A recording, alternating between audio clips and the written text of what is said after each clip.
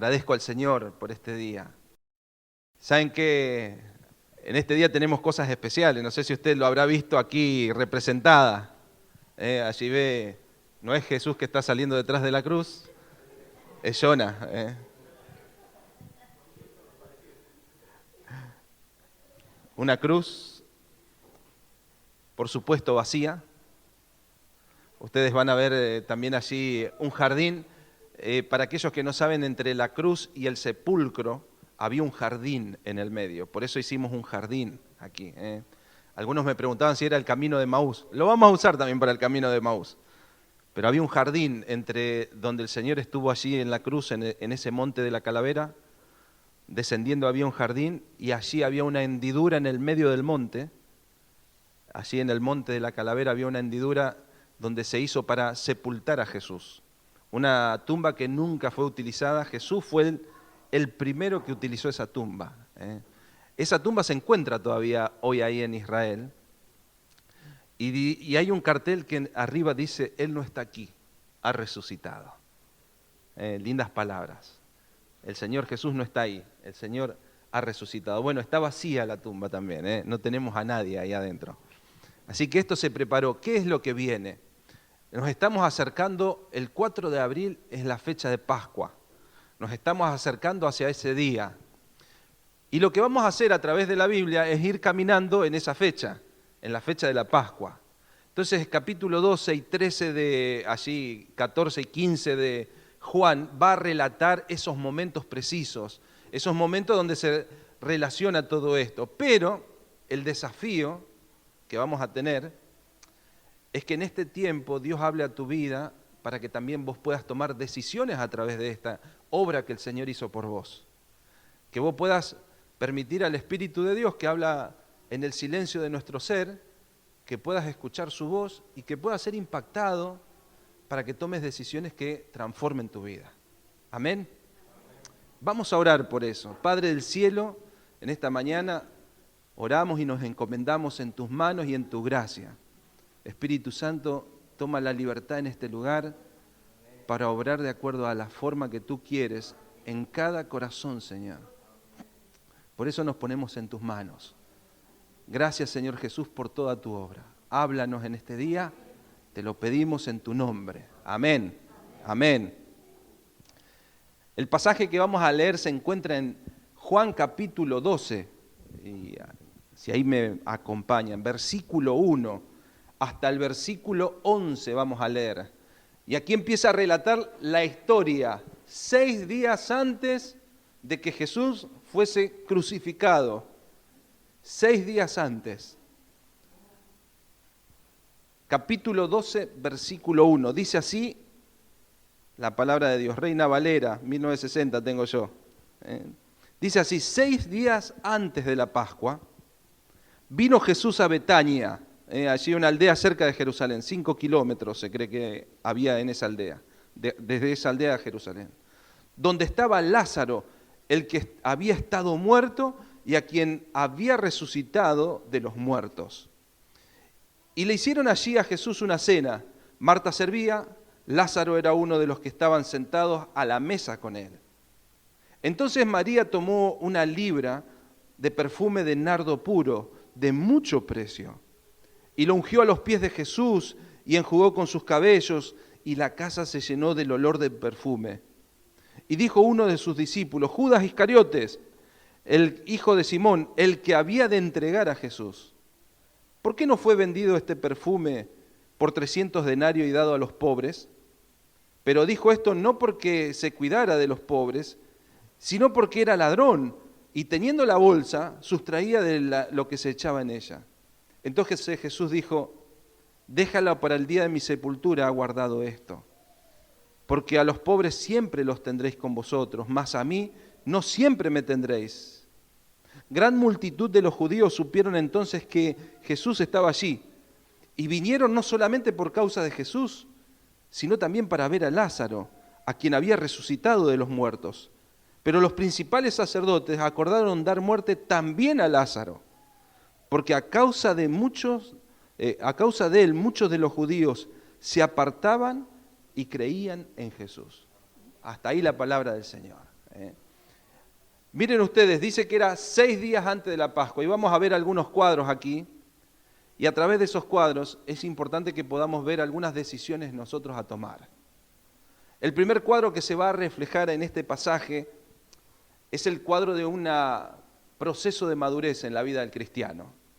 Y si te fijas, el versículo 1 dice que 6 días antes de la Pascua vino Jesús a Betania, donde estaba Lázaro, el que había estado muerto, y a quien había resucitado de los muertos, y le hicieron allí una cena. Marta servía, Lázaro estaba sentado en la mesa, y María tomó el perfume de nardo puro, y ungió los pies de Jesús, y los enjugó con sus cabellos, y la casa se llenó del perfume. Esto es una historia real, lo que pasó en ese momento, pero queremos sacar algunas aplicaciones o cosas que nos sirven para nuestra vida. ¿Saben que en estas 3 personas se ve el proceso de madurez de un cristiano? En primer lugar, habla de Lázaro, un hombre que había estado en una tumba y que de pronto Dios lo sacó de la tumba. Este hombre Lázaro es la representación de una persona que pasa de muerte a vida, de una persona que no conoce a Dios y que está muerto en sus pecados, pero de pronto pone su fe en Jesucristo y sale a una nueva vida. Y empieza a caminar una nueva vida. Como la frase esa, nació de nuevo. ¿Quién es Lázaro? Esa persona que nació de nuevo. En Efesios capítulo 2, versículo 4 dice así la palabra de Dios. Pero Dios es rico en misericordia y con su gran amor que nos amó estando muertos en nuestros pecados. Él nos dio vida juntamente con Cristo, por gracia somos salvos. Y juntamente con Él nos resucitó y asimismo nos hizo sentar, como Lázaro en ese día, pero en los lugares celestiales con Cristo Jesús. Es una representación humana de lo que ocurre en algo espiritual. Tal vez todavía no tuviste ese llamado o ese encuentro con Jesús que te vuelva a dar la vida nueva. Tal vez estás en la tumba de tus pecados, en la soledad, atado allí, detrás de una piedra. Pero hoy Jesús llama desde afuera, como ese día llamó a Lázaro y le dice, ven fuera. El Señor te quiere sacar afuera de eso. El Señor te quiere dar una nueva vida. Y es el comienzo de la vida cristiana, una nueva vida. Pero está otra persona representada en este lugar. Si ustedes ven, en la mesa estaba Lázaro, pero había una persona que estaba allí preparando la comida, los alimentos, atendiendo a los discípulos. Si bien no se lo muestra, pero estaban los discípulos allí, sirviendo a Jesús. Y este es el proceso del cristiano, una nueva vida. Pero escuchen algo más, no termina en nacer de nuevo para la vida del cristiano. El cristiano tiene el deber o la responsabilidad de empezar a servir. De servirle a Jesús, pero también servir a los otros que están allí alrededor. A un nuevo que está empezando su vida cristiana, pero también a un grupo de seguidores de Jesús y al mismo Señor Jesús. Y aquí hay un desafío para nosotros. Si todavía has nacido de nuevo y todavía no estás sirviendo con tus manos al Señor, es el momento que tomes el proceso o el ejemplo de Marta, sirviendo al Señor. Hay tantas cosas para hacer en la obra del Señor. La tercera persona que se ve allí en este cuadro, Lázaro, Marta. ¿Quién era la tercera mujer que se menciona? María. No es María la madre del Señor Jesús, es otra María, esta que estamos hablando aquí. Escuchen, es la misma María que fue en ese día a la tumba del Señor para ver cuando se levantaba allí. Entonces, es la misma María. Ahora, esta María hizo algo especial. Yo le dije nuevo nacimiento, un paso más de fe es el servicio, pero hay algo más que el Señor quiere de nosotros los cristianos, creciendo. Se llama la adoración total. Dice que María había preparado un perfume de nardo puro. El nardo puro dice que la flor del nardo dice que estaba en las puntas de las montañas. Era una flor difícil de encontrar, difícil de cosechar, pero sin embargo las personas dedicaban eso para poder hacer ese perfume que estaba preparado para el día de la muerte. Dice que el valor de este perfume, según lo que decía Judas, podía ser el valor de 300 días de trabajo de un obrero. ¿Cuánto gana un obrero? Póngale que gana 1.200 pesos. Estamos hablando de más de 300.000 pesos. En ese día, esta mujer con ese perfume de más de 300.000 pesos vino hasta los pies de Jesús y lo rompió y lo derramó a los pies de Jesús. Hay algo que se llama la adoración, y la adoración no es poco el precio. Es cuando estamos dispuestos a rendir la vida al Señor, a rendir lo que más te cuesta, más te vale, y ponerlo en los pies del Señor Jesús. El proceso de la vida del cristiano es un proceso de avance. Escuchen, Pedro no empezó siendo el apóstol Pedro. Empezó con una nueva vida, acompañando a Jesús, sirviendo. Pero Pedro llegó a ser un hombre que dijo, Señor, aquí está toda mi vida. Y ese es el proceso del cristiano, en el que vos y yo estamos emprendiendo. ¿Es difícil este proceso? Sí. No es tan simple. En el año 1953 se logró subir a la montaña del Everest, por primera vez. Pero muchas personas lo intentaron antes. Dice que había un grupo de ingleses que decidió irse al Everest a conquistarlo. Y subieron la montaña, pero no llegaron hasta la punta. Dice que en el proceso, por la falta de oxígeno, el frío, varios murieron. Pero el encargado del emprendimiento volvió a Inglaterra detrás de su frustración y entonces dice que dio la conferencia de prensa y le dijeron, usted no llegó a la punta de la montaña, ¿cómo se siente? Y él le dijo, me siento desafiado. No se sentía frustrado, me siento desafiado. ¿Por qué? Y dice que había atrás una foto del Everest.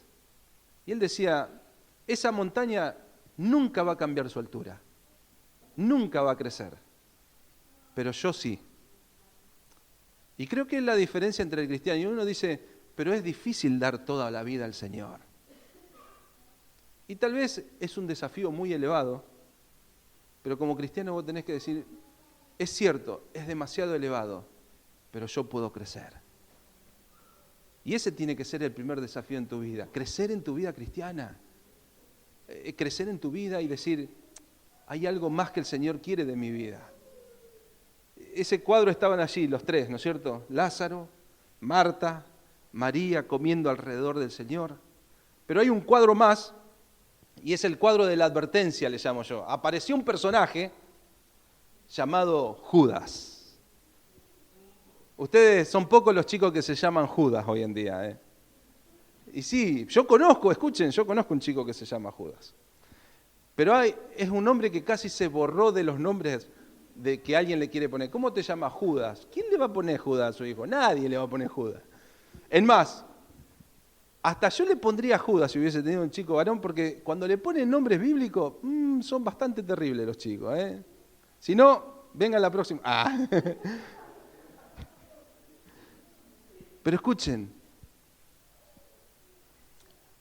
Judas, dice la palabra de Dios, uno de sus discípulos, versículo 4, Iscariote, hijo de Simón, el que había de entregar a Jesús.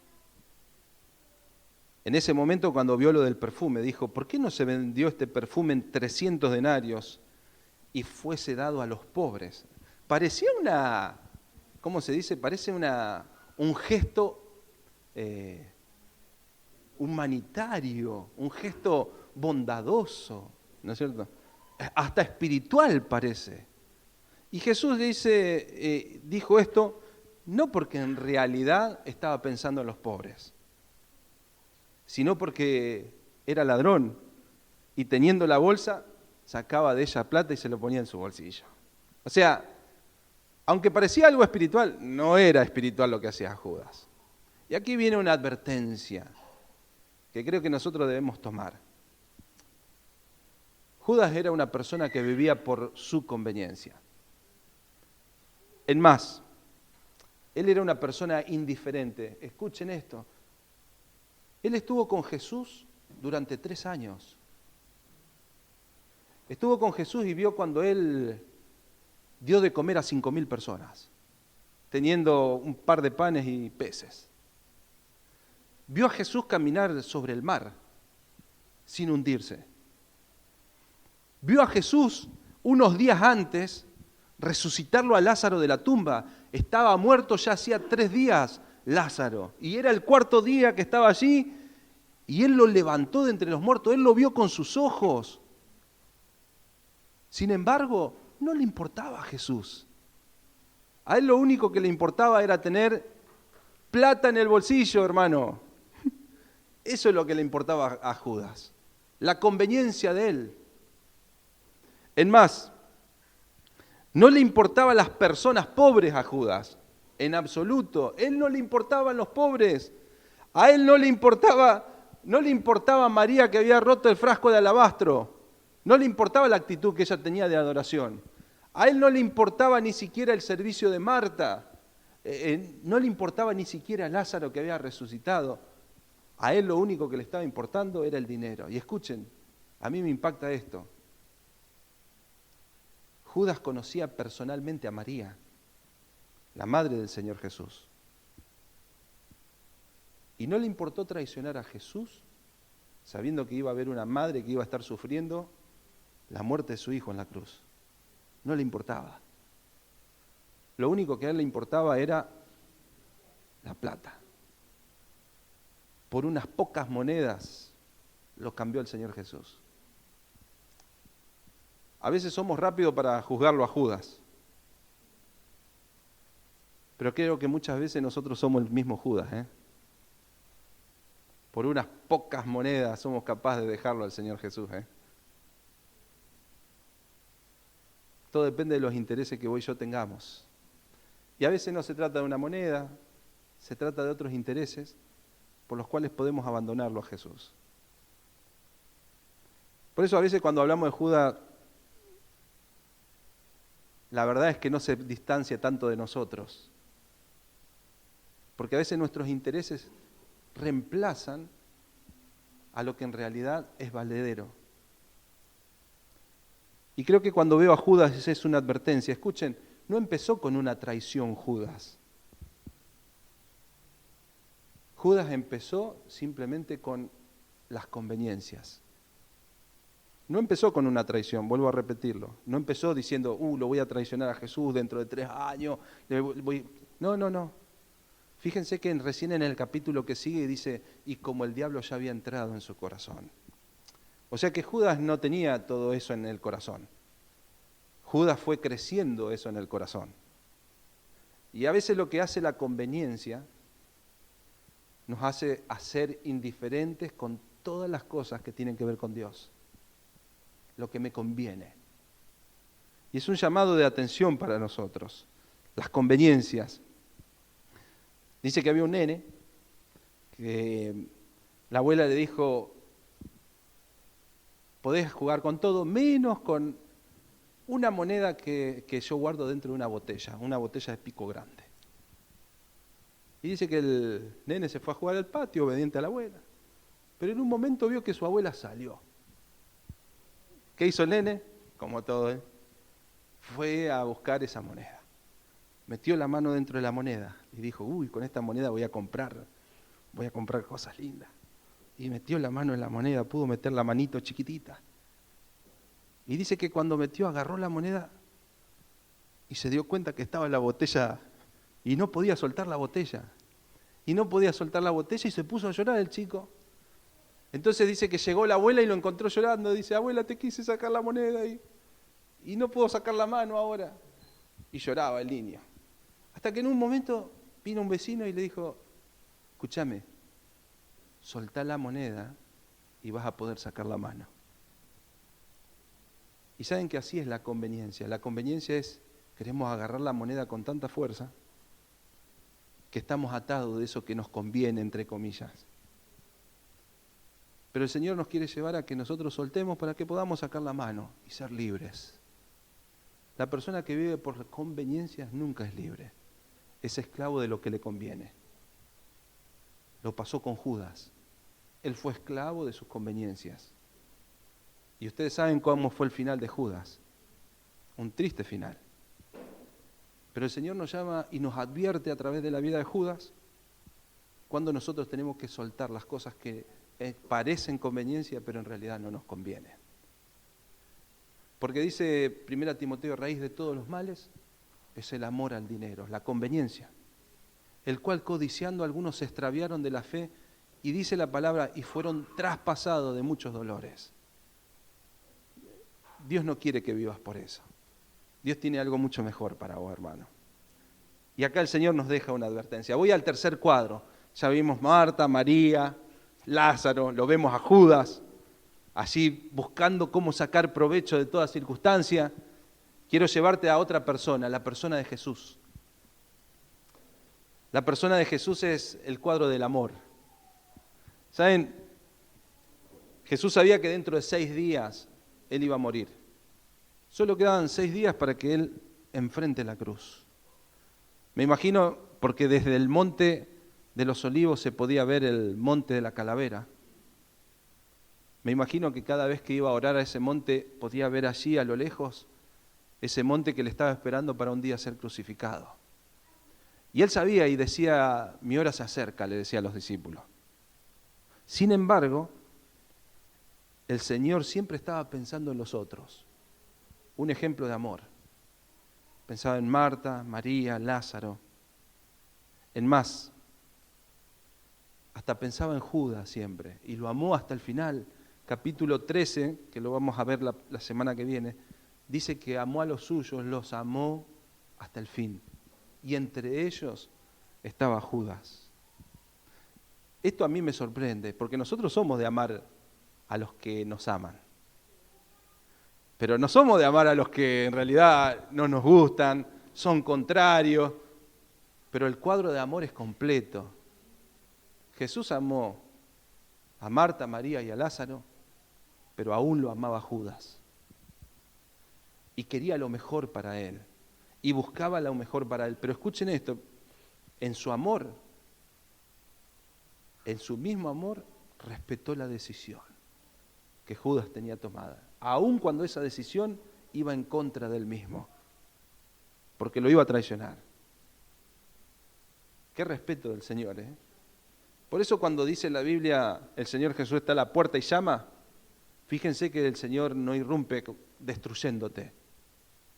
Él es un caballero, Él golpea la puerta de tu vida y hasta que vos no abras, Él no entra. La manija está del lado de adentro, hermanos. Por eso dice, yo estoy a la puerta y llamo.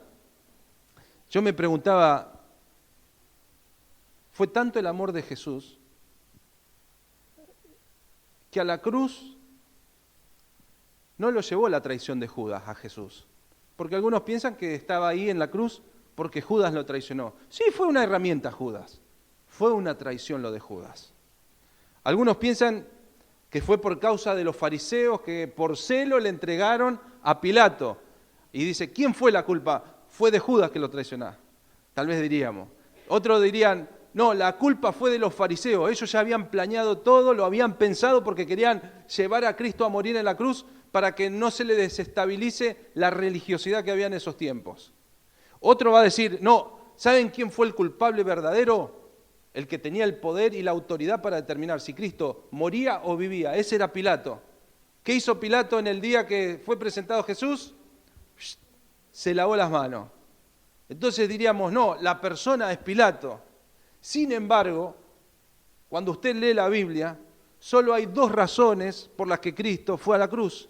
No fue ni por Judas, no fue por los fariseos, no fue por Pilato. Una se ve en Filipenses capítulo 2, dice que fue por obediencia al Padre en amor. Y dice, y fue obediente hasta la muerte y muerte de cruz. ¿Qué lo llevó a la cruz?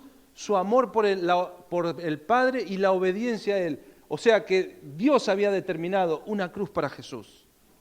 Pero escuchen, lo otro que lo llevó a Cristo a la cruz está en uno de estos versículos. 53:5 de Isaías. Pero Él fue traspasado por nuestras rebeliones y aplastado por nuestros pecados. Fue golpeado para que nosotros estuviéramos en paz. Fue azotado para que pudiéramos ser sanados. Solo dos cosas le llevaron a Jesús a la cruz: el amor al Padre y el amor a nosotros. Al Padre, porque el Padre tenía un plan, aunque Él había parte que no lo entendía en un momento. Pero lo otro, el amor por vos y por mí. Por nuestros pecados el Señor fue crucificado. Eso es la expresión más grande del amor del Señor. Juan 13:34 dice: un mandamiento nuevo les doy, que se amen unos a otros como yo los he amado, que también se amen unos a los otros. Y en esto van a conocer que son mis discípulos, que se aman. El gran mandamiento tenía dos verdades: amarás al Señor tu Dios con todo tu corazón. ¿Y amarás a quién? A tu prójimo como a ti mismo. ¿Qué le llevó a la cruz a Jesús? Lo llevó el amor. El amor para que vos puedas ser perdonado y para que puedas tener vida eterna. Eso lo llevó a Jesús a la cruz. Voy en el último principio, en este día, y le voy a pedir a Juanpi que podamos, al ver el amor de Jesús, ¿cuál es el desafío? Amar no solo a Dios, sino también amar a nuestro prójimo. Y aún, como hizo el Señor Jesús, hasta nuestros enemigos. No es tan fácil, ¿eh? Solo el amor de Dios puede hacerlo en nosotros. Lo último que quería mencionar en este día, el poder de un testimonio. Los versículos 9, 10 y 11 dice que la multitud de los judíos que sabían que estaba Jesús allí fueron, pero no solamente iban a la casa de Lázaro por causa de Jesús, sino también para ver a Lázaro, quien había resucitado de los muertos. O sea, la gente decía: vamos allá a Betania. No solo está Jesús, sino está uno que salió de la tumba y que resucitó por el poder de Jesús. Versículo 10 dice: pero los principales sacerdotes acordaron dar muerte también a Lázaro. Hay un enemigo que quiere dar muerte a los que dan testimonio del Señor, porque a causa de él muchos de los judíos se apartaban y creían en Jesús. Escuche, si la gente va a llegar a los caminos del Señor, es porque hay testimonios poderosos de vidas transformadas y van a poder ver a Jesús a través de vos y de mí. El poder de un testimonio. Lázaro estuvo muerto, resucitó. Él tenía que contar. Nosotros tenemos algo que contar. Lo que Dios hizo en nuestra vida y hace en nuestra vida. Escuchen, no solo lo que hizo, sino lo que hace ahora en nuestra vida. Y cuando la gente vea en tu vida lo que Dios hace, es suficiente para que vos puedas guiarlos a Jesús. La gente no venía por Jesús solamente, venía por Lázaro. La gente no llega a una iglesia porque dice, llega por un testimonio de personas que pudieron tocar sus vidas. Viene o por una necesidad o por un testimonio. San Francisco de Asís decía estas palabras. Dice: predica el Evangelio en todo momento y cuando sea necesario utiliza las palabras. Está bueno. Predica el Evangelio en todo momento y cuando sea necesario utiliza las palabras. Tu vida predica, hermano, amigo. Tus acciones predican. Tu testimonio predica. Y qué bueno es que con tu testimonio vos puedas hacer luz en el lugar donde está. Hay un poder en el testimonio. ¿Qué es el testimonio? Hay un mundo que se está yendo a la eternidad sin Dios.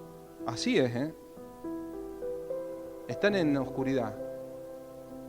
Caminan según el propósito de su propio corazón. Y dice, ay. Y de pronto van corriendo detrás de cosas que nunca la van a tener. Porque tarde o temprano todos vamos a partir de este mundo y nada de lo que tenemos lo tenemos en realidad.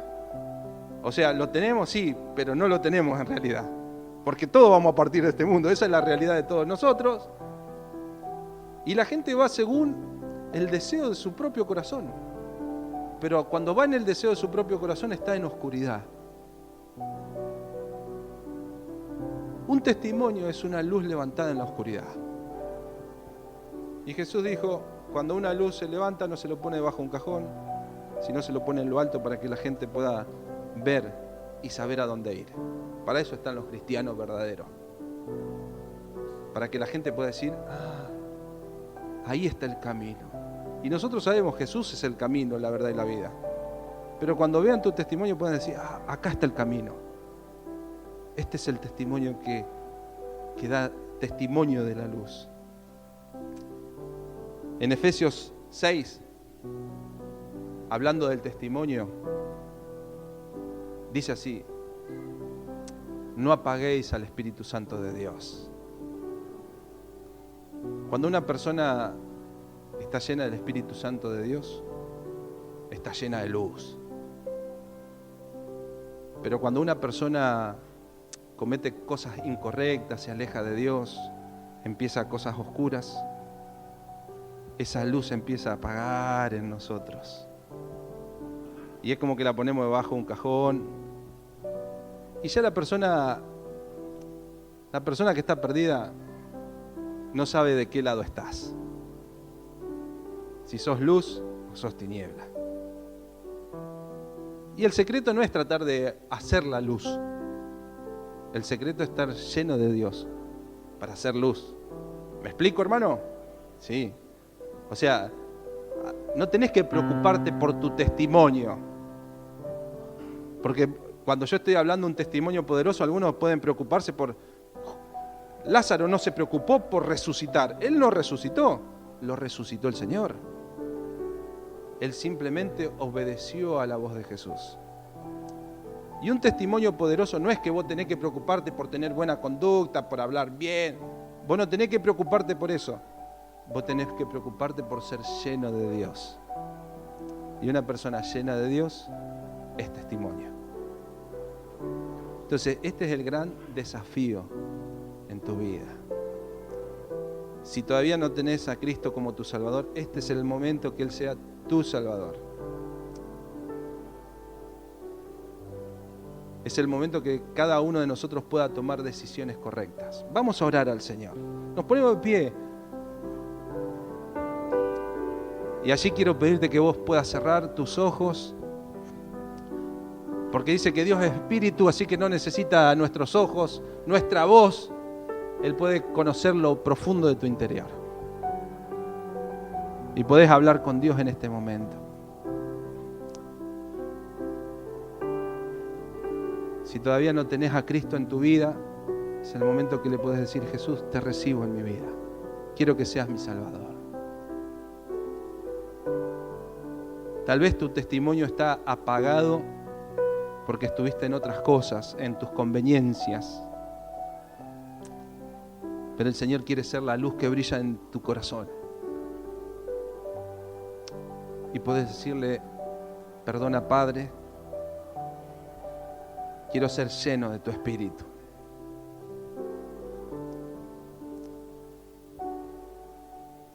Este es el momento para que vos puedas conectarte con Dios y hablar con Él. Bendito Señor, este es el gran desafío de hoy. Y nos vamos desafiados por tu palabra. Señor, que tu Espíritu tenga esa libertad de cambiar nuestra mente, nuestro corazón y nuestras acciones. Y te lo encomendamos nuestras vidas. En tu santo nombre, Jesús. Amén. Amén. Amén.